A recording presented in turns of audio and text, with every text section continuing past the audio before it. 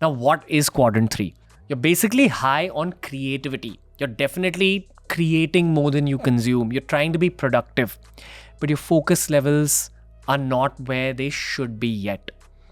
This is usually where a lot of entrepreneurs find themselves in the first year of running their business. This is where a lot of self-made individuals find themselves when their careers just begin. And I assure you, you're going to have to keep revisiting quadrant 3 regularly in your life. Every time you're trying to reinvent, every time you're trying to build something from scratch, you've got to spend some time here, which is why it's very peculiar. In quadrant 2, focus levels were high, but you weren't creating anything. You were absorbing information. In quadrant 3, you've absorbed information, but you're trying to experiment. Your focus levels are not high in one particular domain. Going forward, this chapter is going to contain one of the most important lessons that any artist, any entrepreneur, any type A personality needs to learn in life. We started multiple YouTube channels, multiple profitable businesses, seen so many failures as well, which we don't talk about publicly. But the massive learning was that before any big venture, any big project begins, you're going to have to spend some time in quadrant 3 for an extended period of time to study, to accumulate data, to allow your creativity to work itself, to share your ideas with your friends and family, receive feedback, shape up your game plan better. That's what quadrant 3 is about. Every single business coach that I've brought on the podcast, every single stalwart that I have spoken to over the course of the last 6 years, they've told me that to really make it big in this world, you've got to go deep in one domain, possibly with one core skill. That's the trick. That's how big money is made. That's how big progress is made.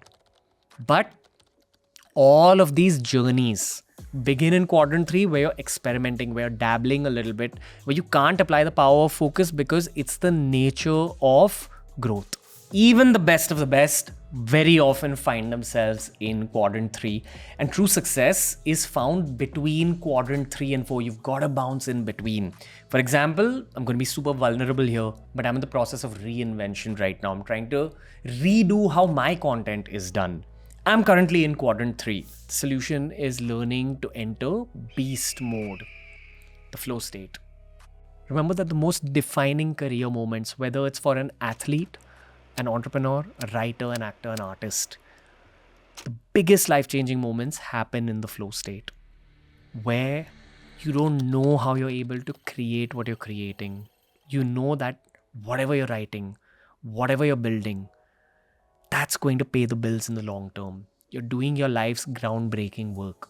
But what's heartbreaking is that it's not easy to enter flow state regularly. Flow happens when 3 conditions align perfectly. When the challenge matches our skill level, when we get immediate feedback on our progress, and when we have one crystal clear goal. Here's the fascinating part. Flow is not random, it's predictable. And it typically begins around 15 to 20 minutes into focused work. Once your brain stops scanning the environment for threats and fully commits itself to the task at hand. During flow states, our brain releases a cocktail of performance-enhancing chemicals. It's like your brain is getting itself kind of high. Norepinephrine for focus, dopamine for motivation, anandamide for creative thinking, and endorphins for persistence. This is why flow feels so good.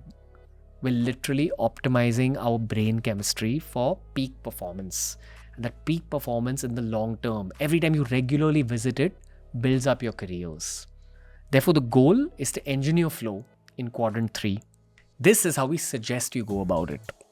Firstly, calibrate the challenge level precisely. Choose something slightly above your comfort zone, not overwhelming, but challenging enough that you have to think and grow. This is what researchers call the challenge skill balance. Too easy and your brain gets bored, too hard and anxiety kicks in. Next, create immediate feedback loops. If you're coding, run the program and see if it works every 15 minutes. If you're writing, watch the word count grow in real time. If you're learning, quiz yourself and track improvements. If you're working around a teammate, pitch your work to your teammate to get immediate verbal feedback. Because flow requires seeing progress instantly. Next, respect the 20-minute flow entry rule. Expect the first 15 minutes of your flow state to feel a little slow. This is normal. This is your brain still scanning the environment, checking for threats and distractions, because flow usually kicks in at around 20 minutes. Once your mind fully commits to the task, don't break this transition period. Don't get up for anything else. Stay in your flow state and move your life forward. The next bullet when it comes to the flow state: warm up with 10 minutes of yoga or Tai Chi.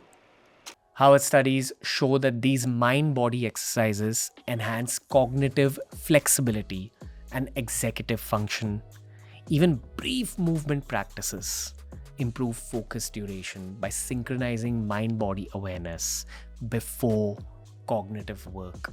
A simple yoga-based technique that you can try right now is a basic breathing exercise called Anulom Vilom, where you're basically breathing from one nostril at a time, taking it in, holding it for a bit, and then breathing out through the other nostril. 5 minutes of Anulom Vilom just makes your brain still, and it's a fantastic exercise to calm your mind down before high-powered work.